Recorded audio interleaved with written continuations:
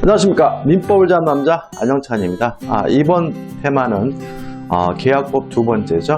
제3자를 위한 계약하고 계약의 해제와 해지입니다. 시험에 또 반드시 나오는 부분입니다. 제3자를 위한 계약에서도 한 문제 나오고요. 그 다음에 계약의 해제에서도 한 문제 출제하고 있거든요. 자, 보시면 제3자를 위한 계약에서 사례 14인데 가장 전형적인 거죠. 갑은 자기 소유 가옥을 을에게 매도하면서 자신의 병에 대한 차용권 채무를 변제하게 하여 매매대금 1억 원을 병에게 지급하기로 을가 약정하였다. 후 병은 그 수익의 의사표시를 하였다죠. 자, 한번 검토를 한번 해볼까요? 자, 일단 병이 갑에게 차용금 채무가 있다라는 말은 금전을 대여했다는 말이고요. 갑이 을과 만나가지고 매매 계약을 하면서 요 매매 대금을 을이 병에게 직접 지급하기로 했다. 요게 뭐죠? 전형적인 제3자를 위한 계약이고요. 여기서 갑을 우리가 요약자라고 하죠. 그 다음에 을을 낙약자라고 하고 병을 우리가 수익자 또는 제3자라고 하고요. 요 갑과 을 간의 관계를 우리가 보상 관계 또는 기본 관계라고 하고요. 병과 갑과의 관계를 우리가 대가 관계라고 합니다. 첫 번째 우리가 조심할 것은 요 보상 관계에서 발생하는 모든 문제는 수익 관계 바로 영향을 준다. 따라서 매매가 무효, 취소, 해제가 되면 을은 병에게 대금을 지급하지 않는다. 특히 을이 갑에게 동시이행 항변권을 행사하고 있다면 물론 누구에게 돼요? 병에게도 행사할 수 있다는 거 꼭 기억해 두시고요. 그 다음에 대가 관계는 수익 관계에 아무런 영향을 주지 않는다. 따라서 병이 갑에게 돈을 빌려준 것이 무효라는 사실이 밝혀졌더라도 을은 병에게 대금을 지급해야 된다는 거 잊지 마시고요. 그 다음에 이 병은 보호의 대상으로서 뭐가 아니죠? 제3자가 아닙니다. 따라서 요 갑과 을 간의 매매가 무효가 되거나 취소가 되더라도 병은 선이라 하더라도 항상 보호받지 못한다는 것도 꼭 기억해 두셔야 되고요. 그 다음에 내용이죠. 병을 내가 그 돈을 받겠다라는 수익의 의사를 표시를 하면 첫째, 병은 을에게 직접 이행을 청구할 수도 있고요. 을이 병에게 대대 돈을 주지 않아서 손해가 발생했다면 병은 을에게 손해배상을 청구할 수도 있죠. 근데 항상 조심할 것은 이 병은 이 매매계약의 당사자가 아니라는 점이죠. 따라서 병 스스로가 갑과 을 간의 매매계약을 해제할 수도 없고 취소할 수도 없고요. 또 만약에 이 매매가 무효가 되거나 취소가 돼서 해제가 돼서 원상 회복을 해야 된다면 계약의 당사자인 갑과 을이 해야 될 문제지 병이 할 문제는 아니므로 병은 원상 회복 의무를 부담하지 않는다는 것도 최근에 잘 내고 있으니까 기억해 두시면 돼요. 근데 마지막으로 병이 수익의 의사표시를 한 후에는 이제 갑과 을은 임의적으로 계약의 내용을 변경하거나 소멸시킬 수가 없으므로 임의적으로라는 말이니까 합의로 계약의 내용을 변경할 수도 없고 갑과 을이 합의로 매매 계약을 해제할 수도 없다는 것까지 정리하시면 됩니다. 이 정도죠. 자, 그럼 사례 논점 보죠. 사례 논점 1. 병은 을에게 주장할 수 있는 권리는, 자, 병이 지금 수익의 의사를 표시했으니까 을에게 직접 이행을 청구할 수도 있고 을이 병에게 이행하지 않는다면 손해배상도 청구할 수가 있겠죠. 이 만약 갑에 채무 불이행이 있는 경우 을은 계약을 해지할 수 있는가? 해지할 수 있어요. 왜냐하면 요 채무 불이행을 위한 해제는 임의적인 게 아니에요. 그래서 병이 수익의 의사표시를 한 후에도 을은 갑과의 매매 계약을 뭐 할 수 있어요? 해지할 수가 있거든요. 다시 말하면 여기서 항상 조심할 것은 뭐냐면 병이 수익의 의사표시를 한 후에는 갑과 을이 임의적으로 병의 권리를 소멸시키지 못한다는 말은 합의 해제하지 못한다는 말인 것이지 채무 불이행을 위한 해제를 하지 못한다는 말이 아님을 주의하시기 바라고, 따라서 수익의 의사표시 후라 하더라도 갑과 을은 여전히 요 매매계약을 취소할 수 있고요. 갑과 을은 요 매매계약을 채무 불이행을 이유로 해제할 수 있고요. 이때 병은 보호 대상으로서 제3자가 아니기 때문에 항상 보호받지 못하게 된다는 것도 좀 주의하시기 바랍니다. 자, 관련 조문입니다. 539조죠.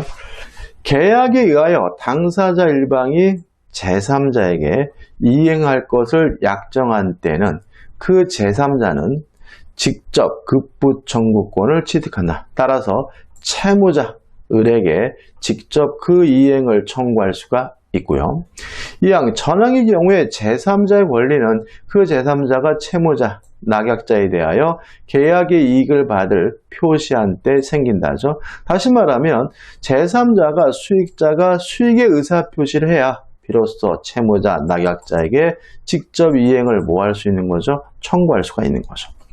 540조입니다. 이거 설명 안 드렸는데, 제3자를 위한 계약의 경우에 채무자는 낙약자죠.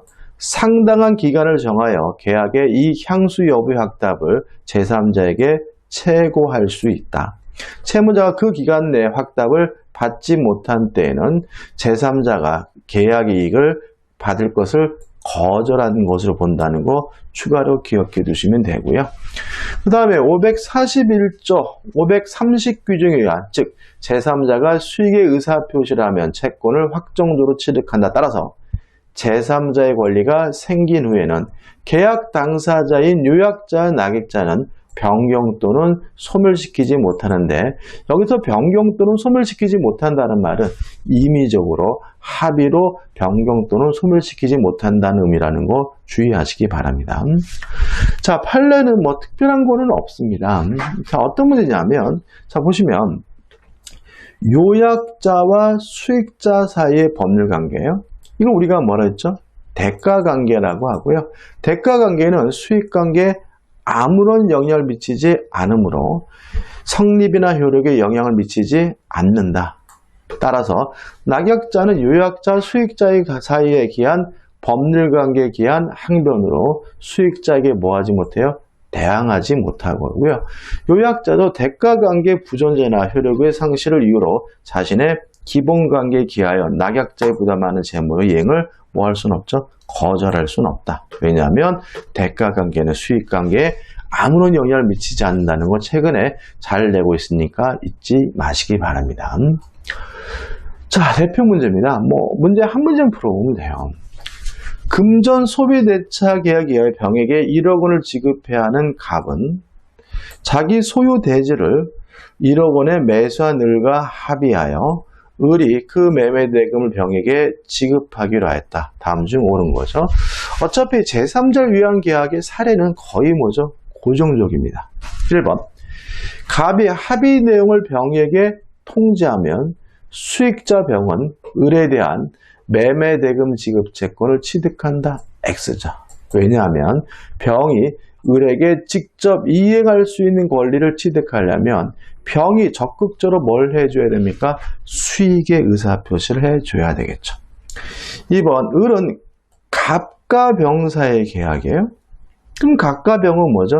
대가관계고, 대가관계는 수익관계에 아무런 영향을 미치지 않으므로 을은 갑과 병 사이의 계약이 무효라는 것을 알더라도 병의 지급 요구를 거절할 수 없다. 맞는 지문이고 답은 뭐죠? 2번이 되는 거죠. 아까 판례에서도 봤고 사례에서도 봤습니다.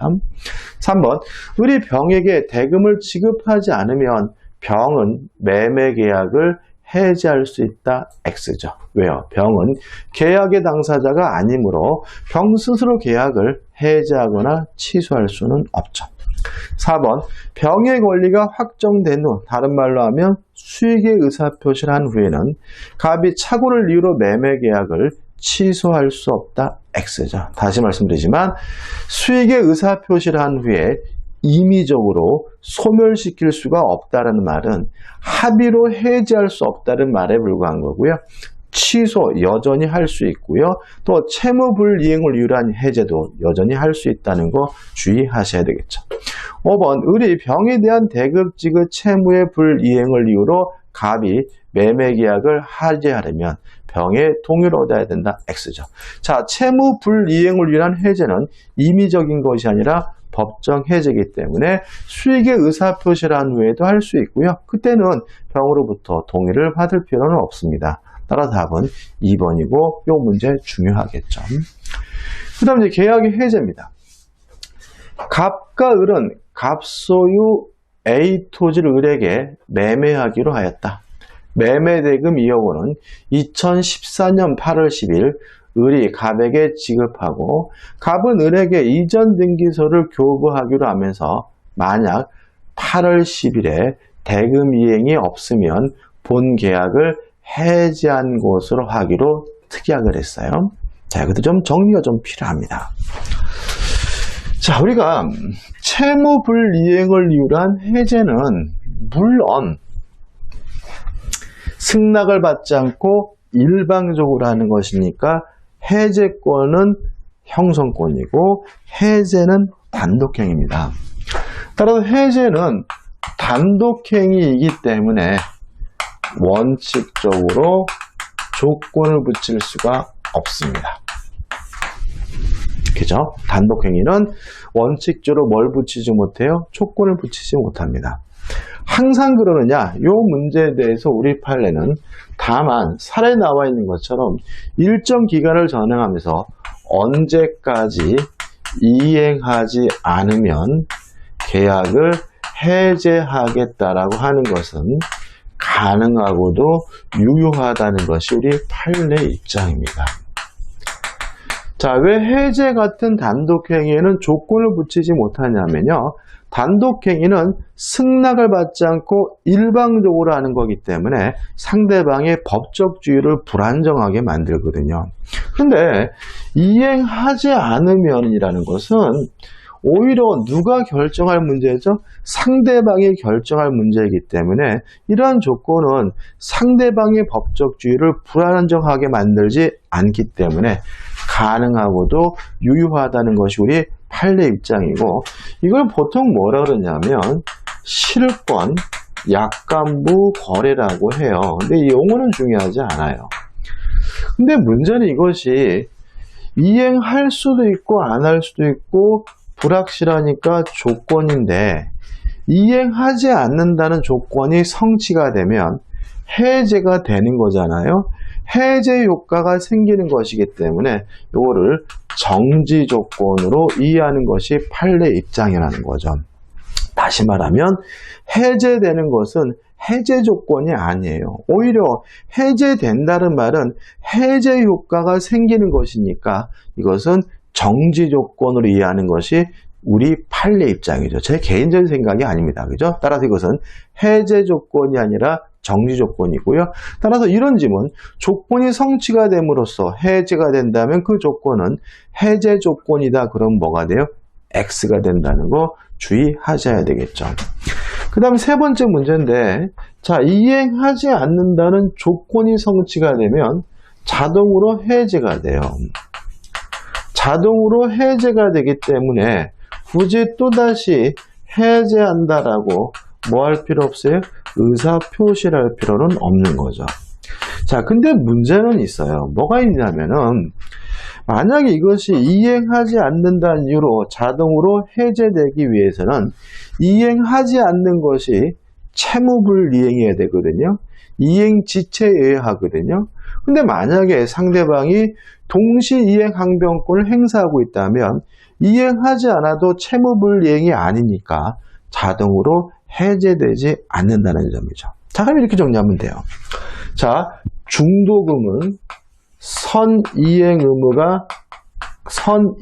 의무이고 원칙적으로 동시 이행 항변권 행사할 수가 없으니까 이행하지 않는다는 조건이 성취가 되면 중도금의 경우에는 자동으로 뭐가 되겠어요? 해제가 되겠죠. 근데 문제는 뭐냐면 잔금의 경우에는 대금을 지급하는 것과 이전 등기 서류를 교부받는 것이 동시 이행 관계이기 때문에 잔금의 경우에는 자동으로 해제되기 위해서는 상대방의 동시 이행 항변권을 소멸시키기 위한 이행 또는 이행의 제공이 필요하다는 점이죠. 이해되시죠? 그죠? 따라서 만약에 여기서 이행하지 않으면 해제된다는 것이 만약에 중도금이라면 그냥 자동으로 해제되는 거고요. 이행하지 않으면 해제된다는 것이 이것이 잔금이라는 말이라면 동시 이행 항변권을 소멸시키기 위한 이행 또는 이행의 제공이 있어야 비로소 계약이 자동으로 해제된다는 거 주의하시기 바랍니다. 자, 그럼 다시 한번 사례를 보죠. 자, 일단 8월 10일 날 대금을 지급하고 갑이을에게 이전 등기 서류를 교부하기로 했잖아요. 그럼 여기서 갑이 대금을 지급하는 것과 이전 등기 서류를 교부하는 것은 뭐임을 알 수 있죠? 동시 이행 관계임을 알 수가 있죠. 그럼 보자고요. 1번. 이행이 없으면 어떠한 조건인가? 정지 조건이다. 왜냐하면 이행이 없다라는 조건이 성취가 되면 해제 효과가 생긴다. 따라서 해제 조건이 아니라 뭐죠? 정지 조건이고요. 위 특약의 효력은 유효하다. 왜냐하면 우리 판례는 이러한 조건은 가능하고도 유효하다는 것이 우리 판례 입장이니까요. 3번. 만약 실제로 이행이 없다면 계약의 효력은 어떻게 되느냐? 이행 또는 이행의 제공이 있어야 비로소 뭐가 돼요? 해제가 되는 거다. 이해되시죠? 왜요? 동시 이행 관계니까요. 자, 관련조문입니다. 자, 일단 543조는 특별한 건 아닙니다. 자, 해제와 해지는 승낙을 받지 않고 일방적으로 하는 단독행위니까 1항. 계약 또는 법률의 규정에 의하여 당사자 일방이나 쌍방이 해제 또는 해제 권리가 있는 때는 그 해제 또는 해제는 상대방에 대한 의사표시로 한다. 상대방에 대한 일방적 의사표시로서 하는 거고요. 물론 이항 모든 의사표시는 도달된 후에는 더 이상 처리할 수가 없는 것이니까 이항 전항의 의사표시는 처리하지 못한다. 너무나 당연한 규정이고요. 그 다음 이제 구체적인 내용입니다. 자, 이제 우리가 계약의 해제에서 법정 해제는 채무불이행이죠. 따라서 채무불이행이 있으면 계약을 해제할 수 있는데 첫째 채무불이행이 뭐냐면 할 수 있는데 안 하는 이행지체예요. 읽어볼게요. 당사자 일방이 그 채무를 이행하지 아니한 때는 이행지체죠. 상대방은 상당한 기간을 정하여 그 이행을 최고하고 그 기간 내에 이행하지 아니한 때는 계약을 해제할 수 있다. 다시 말하면 이행지체의 경우에는 원칙적으로 최고를 해야 비로소 계약을 해제할 수 있는 거죠. 그러나 채무자가 미리 이행하지 아니할 의사를 표시한 경우에는 최고를 요하지 아니한다죠. 다시 말하면 채무자 상대방이 불이행의 의사를 표시했다면 굳이 뭐 할 필요 없죠? 최고할 필요가 없다는 거예요. 여기도 조심할 점이 있는데 첫째는 이행지체의 경우에는 해제하기 위해서는 동시이행 항변권을 소멸시키기 위한 이행 또는 이행의 제공이 필요한 거잖아요. 근데 만약에 불이행의 의사를 표시하고 있다면 굳이 이행 또는 이행의 제공은 필요가 없다.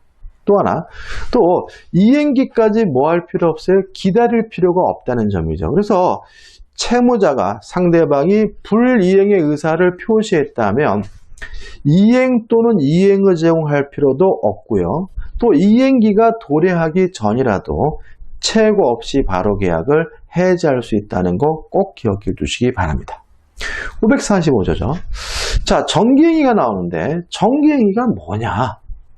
이러면 계약의 성질 또는 당사자의 의사표시에 의하여 일정한 시, 일정한 기간 내에 이행하지 아니하면 계약의 목적을 달성할 수 없을 경우, 이게 먼저 정기행위인 거죠. 예를 들어서 결혼식 날 입으려고 웨딩드레스를 맞췄어요. 그러면 결혼식 날까지는 와야죠. 그 다음날 와봐야 의미가 없죠. 이러한 행위를 우리가 정기행위라고 하고요. 그 다음 나봐야 의미가 없다는 말 속에서 굳이 최고할 필요 없음을 알 수 있죠. 당사자 일방이 그 시기에 이행하지 아니하면 상대방은 전조에 최고를 하지 아니하고 계약을 해지할 수 있다. 이렇게 되는 거죠. 그 다음 이행불능입니다. 여기서 좀 생각해 볼 것은 이 불능은 후발적 불능이고요. 후발적 불능 중에서도 채무자에게 귀책 사유가 있는 경우죠. 그래서 채무자의 책임 있는 사유로 이렇게 나오는 거예요. 왜냐하면 만약에 채무자에게 귀책 사유가 없다면 그것은 채무불이행 문제가 아니라 위험부담 문제로 가는 거죠. 그 다음 이행이 불능하게 된 때에는 채권자는 계약을 해지할 수가 있는데 여기서 생각해 볼 것은 불능은 할 수 없어서 못하는 것이니까 굳이 뭐 할 필요 없어요? 최고할 필요가 없고요. 상대방이 할 수 없는 상태라면 동시 이행 항변권을 소멸시키기 위한 이행 또는 이행의 제공도 필요가 없는 거고요. 또 상대방이 할 수 없는 상태라면 변제기까지 뭐 할 필요 없죠? 기다릴 필요가 없는 거죠. 그래서 실제로 불이행의 의사를 표시한 경우와 이행 불능의 경우는 내용이 똑같아지니까 확실하게 뭐 하셔야 돼요? 정리하셔야 됩니다. 그래서 여기서 이제 우리가 좀 생각해 볼 게 있어요. 자, 최고를 해야 되는 경우와 최고할 필요가 없는 경우를 한번 정리해 볼게요. 자, 최고할 필요 없는 경우 이행지체인데 상대방이 불이행의 의사를 표시한 경우, 정기행위의 경우, 이행불능의 경우 하나 더 있어요. 불완전 이행인데 추후의 완성이 불가능한 경우 이 네 가지 경우에는 뭐 하지 않고요? 최고하지 않고 계약을 해지할 수 있다는 거 꼭 기억해 두시기 바랍니다. 그 다음에 547조입니다. 불가분성입니다. 긍정적인 것은 한 사람이, 부정적인 것은 전원이거든요. 물론 계약을 해지하게 되면 계약이 소급해서 무효가 되니까 부정적인 거예요. 따라서 전원이죠. 1항. 당사자 일방 땅 또는 쌍방이 수인인 경우에는 계약의 해지나 해지는 그 전원으로부터 또는 전원에 대하여 하지 아니하면 하여야 한다죠. 그죠? 다시 말하면 계약의 해지는 전원에서 전원으로 하고 물론 동시에 할 필요는 없습니다. 그 다음에 해지하는 것이 부정적이라면 해제권이 소멸되는 것은 긍정적인 것이니까 한 사람이에요. 따라서 전항의 경우에 해지나 해제 권리가 당사자 1인에 대하여 소멸한 때는 다른 당사자도 소멸합니다. 따라서 한 사람이라도 해제권이나 해지권이 없어지게 되면 더 이상 다른 사람도 해제할 수 없음을 주의하시기 바랍니다. 그 다음 548조 효과죠. 자, 일단 계약의 해지는 뭐냐 하면 유효한 계약을 소급해서 무효화시키는 거죠. 따라서 이행하기 전이면 이행할 필요가 없고 이행한 것이 있다면 원상 회복해야 돼요. 1항. 당사자 일방이 계약을 해지한 때는 각 당사자는 상대방에 대하여 원상 회복의 의무가 있다. 그죠? 그러나 제3자의 권리는 해하지 못해요. 여기 특징은 이 제3자 앞에 선이라는 말이 없죠. 그래서 원칙적으로 해제의 경우에는 제3자는 선악불문하고 보호가 됩니다. 근데 주의하실 것은 해제 후에 이해관계를 가진 제3자가 보호받으려면 선이 이어야 한다. 따라서 해제의 경우에는 제3자가 두 가지인 거예요. 해제 전에 이해관계를 가진 사람이라면 선악불문하고 보호가 되고요. 해제 후에 이해관계를 가진 사람은 선이여야지만 보호가 되고요. 그 다음에 또 추가한다면 모든 제3자로서 보호가 되려면 권리를 취득해야 된다. 아직 권리를 취득하지 못한 사람은 제3자로서 보호받지 못한다는 거 꼭 기억해 두시기 바랍니다. 2항 전항의 경우에 반환할 금전에는 그 받은 날로부터 이자를 붙여요. 근데 금전에는 이자를 붙이는데 여기서 조심할 것은 뭐냐 하면 채권자든 채무자든 불문해요. 채권자든 채무자든 돌려줘야 될 것이 뭐라면요? 금전이라면 이자를 붙인다는 거 주의하시면 되겠죠. 그 다음에 이제 549조 동시이행항의죠. 자, 어떤 이유든지 간에 원상 회복해야 되는 관계는 동시이행 관계입니다. 따라서 해제를 함으로써 원상 회복해야 될 의무 동시이행 관계고요. 또 계약을 왜 해제했냐면 채무불이행이어서 계약을 해제했기 때문에 해제를 하고 원상 회복도 청구하고 또다시 추가로 손해배상도 청구하는 거거든요. 이 손해배상 채무도 동시이행 관계라는 거 잊지 마시기 바랍니다. 가로만 읽어볼게요. 동시이행항변권은 당사자 간의 원상 의무 사이에 뿐만 아니라 손해배상 의무도 대해서도 인정된다. 따라서 원상 회복 의무도 동시이행 관계고요. 손해배상 의무도 뭐죠? 동시이행 관계라는 거 잊지 마시기 바랍니다. 그다음 550조입니다. 해지입니다. 해지는 뭐냐면 임대차와 같은 계속적 계약을 장래 향하여 그 효과를 소멸시키는 걸 우리가 해지라고 해요. 소급표가 없어요. 550조입니다. 당사자 일방이 계약을 해지한 때에는 계약은 장래에 대하여 그 효력을 잃습니다. 551조입니다. 자, 해지와 해제는 별도로 추가적으로 뭘 청구할 수 있어요? 손해배상을 청구할 수 있다는 얘기거든요. 551조. 계약의 해지 또는 해제는 손해배상 청구에 영향을 미치지 않는다는 말은 해지의 경우에는 원상회복도 청구하고 별도로 추가적으로 무엇도요? 손해배상도 청구한다는 얘기가 되고요. 552조. 해제권 행사 여부에 관한 뭐가 나옵니까? 최고권이 나오죠. 자, 이런 얘기죠. 자, 상대방은 해제권자에게 상당한 기간을 정해서 해제할 것인지 아닌지 여부 확답을 최고할 수 있고요. 최고 기간 내에 해제 통지를 받지 않으면 해제권은 뭐가 됩니까? 소멸이 됩니다. 결론만 기억하면 되겠죠? 그 다음 553조입니다. 자, 해제를 하게 되면 원상회복을 해야 돼요.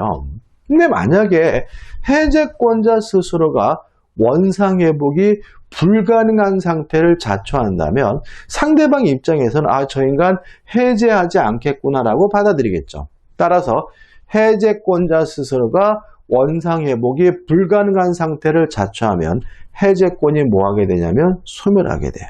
553조입니다. 해제권자 누구죠? 해제권자입니다. 고의나 과실로 인하여 계약의 목적물이 현저히 훼손되거나 반환할 수 없게 된 때 또는 해제권자의 가공이나 개조로 인하여 다른 종류의 물건으로 변경될 때 다 뭐죠? 원상회복이 불가능하게 된 경우죠. 이때는 해제권이 소멸된다라고 규정을 두고 있는 거죠. 자, 일단 중요 판례인데 가번 판례입니다. 자, 이건 뭐냐면 과다채고예요. 채무액을 초과했죠. 이렇게 기억하시면 돼요. 일단 과다채고는 조금 넘은 것은 채고로서 유효해요. 그렇지만 지나친 과다채고는 채고로서는 무효이기 때문에 계약을 해제할 수 없다는 거 기억해 두시면 돼요. 결론만 기억하시면 되는 판례고, 그 다음에 나번 판례는 이러한 채권자의 과다한 채무 이행 요구가 상대방의 입장에서는 뭐로 받아들일 수 있냐면 이행의 거부로 받아들일 수 있다는 거죠. 따라서 너무나 지나치게 과다한 채고를 해서 상대방이 이행의 거절로 받아들일 수가 있다면 그때는 채고 없이 계약을 뭐 할 수 있죠? 해제할 수 있다는 얘기니까 꼭 기억해 두시기 바랍니다. 그 다음에 4번 판례는 어떤 판례냐면, 자, 계약은 언제 해제하냐면 채무 불이행이 있으면 계약을 해제하는 거잖아요. 근데 만약에 그 채무 불이행이 주된 채무가 아니라 부수적 채무 불이행인 경우에는 계약을 뭐 할 수 없냐면 해제할 수가 없어요. 이 다번 판례 한번 나온 적이 있는데, 자, 이런 문제입니다. 자, 지금 전대차 계약을 체결하면서요, 별도로 어떤 약정을 했냐면 그 보증금을 담보하기 위해서 근저당권을 설정해 주기로 약정을 했어요. 근데 이 사람이 약속한 대로 근저당권을 설정해 주지 않는다는 이유로 이 전대차 계약을 해지할 수 있느냐, 이 문제에 대해서 우리 판례는 이 전대차 계약에 있어서 근저당권 설정 약정은 주된 채무가 아닌 부수적 채무다. 따라서 근저당을 설정해 주지 않는다는 이유만으로는 전대차 계약을 해제 또는 해지할 수 없다고 판시하고 있는 거거든요. 따라서 결론 보시면 전대인의 근저당권 설정 의무가 전대차 계약의 주된 의무라고 보기는 어려울 거. 그 말은 뭐죠? 부수적 채무라는 얘기죠. 따라서 전차인은 전대인이 약정대로 근저당권을 설정하여 주지 아니하였음을 이유로 전대차 계약을 뭐 할 수는 없어요? 해지할 수는 없다는 얘기니까 기억해 두시기 바랍니다. 그 다음 이제 라번 판례는 요거죠. 요거. 자, 이행하지 않으면 해제된다라고 하는 것은 가능하고도 유효한데 무슨 조건이죠? 정지 조건이고요. 만약에 상대방에게 동시이행 항변권이 인정되고 있다면 동시이행 항변권을 소멸시키기 위한 이행 또는 이해그 쟁이 필요한데 물론 이것도 뭐죠? 계속돼야 되는 거죠. 그래서 보시면 소정의 기간 내에 이행이 없으면 당연히 해제된 것을 하는다는 뜻을 포함하고 있는 이행 청구는 그 이행 청구와 동시에 그 기간 내에 이행이 없는 것을 무슨 조건이죠? 정지 조건을 하여 미리 해제 의사를 표시한 것을 볼 수 있지만 그 경우에 있어서 동시 이행 관계에 있는 의무자 일방이 상대방이 이행 지체를 이유로 해제권을 적법하게 취득하기 위해서는 이행 청구에 표시된 그 일정한 기간 내로 정해진 경우라면 그 이행의 청구권자는 원칙적으로 그 기간 중 이행의 제공이 뭐가 돼요? 계속되어야 한다. 이행의 제공이 계속돼서 상대방의 동시 이행 항변권을 소멸시켜야 비로소 뭐가 되죠? 자동으로 해제된다는 판례죠. 자, 대표 문제입니다. 1번, 을이 최고 없이 해지할 수 있는 경우를 모두 고른 겁니다. 다시 한번 볼까요? 자, 첫째, 상대방이 불이행의 의사를 표시한 때, 두 번째, 정기행위, 세 번째, 이행불능, 네 번째, 불완전 이행인데 추후의 완성이 불가능한 경우죠. 기억. 을이 병소의 토지임을 알고서 갑으로부터 그 토지를 매수하였으나 갑의 규칙 사유로 소유권 이전이 불가능하대요. 이행불능이죠. 따라서 채고할 필요가 없네요. 이건 을로부터 부동산을 매수한 갑이 매매되긴 채무 이행기 전에 그 채무를 이행하지 않음을 의사를 명백히 표시했어요. 불이행의 의사 표시죠. 예, 채고할 필요가 없는 거죠. 디귿번, 저당권이 설정된 부동산의 매도인이 갑이 매수인 을에게 특정일까지 저당권 설정되기 말해서 약속하였으나 이를 이행하지 않았어요. 아는 거죠? 이행 지체죠? 따라서 이때는 뭐가 필요하죠? 채고가 필요한 거죠. 1번, 임차인 갑이 을에게 전대한 후 전대차 보증금을 수수하면서 전대차 보증금을 담보하기 위해 갑이 담보물을 제공하기로 약정한 것은 주된 채무가 아니라 부수적 채무이기 때문에 계약을 뭐 할 수 없죠? 해지할 수 없죠. 따라서 이 경우는 해지할 수 있는 경우 찾는 거니까 1번은 아예 해지할 수 없는 경우이므로 답이 될 수는 없고요. 따라서 기역, 니은에서 1번이 답이 되는 거죠. 2번까지네, 그죠? 자, 계약 해지 2번입니다. 계약 해지에 관한 설명 틀린 것은 1번. 토지 매매 계약이 해제되면 매수인은 특별한 사정이 없는 한 인도받은 토지를 반환하여야 한다. 맞겠죠? 왜요? 해제란 유효한 것을 소급해서 무효화시키는 것이니까, 실효시키는 것이니까 이행한 것이 있다면 뭘 해야 돼요? 원상 회복해야 되겠죠. 2번, 매도인의 책임 있는 사유로 매도인의 채무 이행이 불가능하게 됐어요. 이행불능이죠. 채고할 필요 없죠. 매수인은 이행에 채고 없이 계약을 해지할 수 있다. 맞는 질문이죠. 3번, 법정 해제권의 발생 요건인 채무 불이행에는 특별한 사정이 없는 한 부수적 채무 불이행은 포함되지 않는다. 맞죠? 왜요? 주된 채무가 아닌 부수적 채무의 불이행을 이유로는 계약을 뭐 할 수 없습니까? 해지할 수가 없죠. 4번, 꽃가게의 주인의 과실로 결혼식 시작 전에 배달해 주기로 하니 결혼식 시작 전에 이거 두 번이나 나왔네, 그죠? 요거 빼야 되겠네, 그죠? 다시요. 요거 빼버리십시오, 그죠? 결혼식 시작 전에 배달해 주기로 한 하안이 결혼식 끝날 때까지 배달되지 못했어요. 정기행위죠. 따라서 이때는 최고 없이 바로 계약을 해지할 수가 있으니까 특이하게 없는 한 그 매매 계약은 자동으로 해제된다. X죠.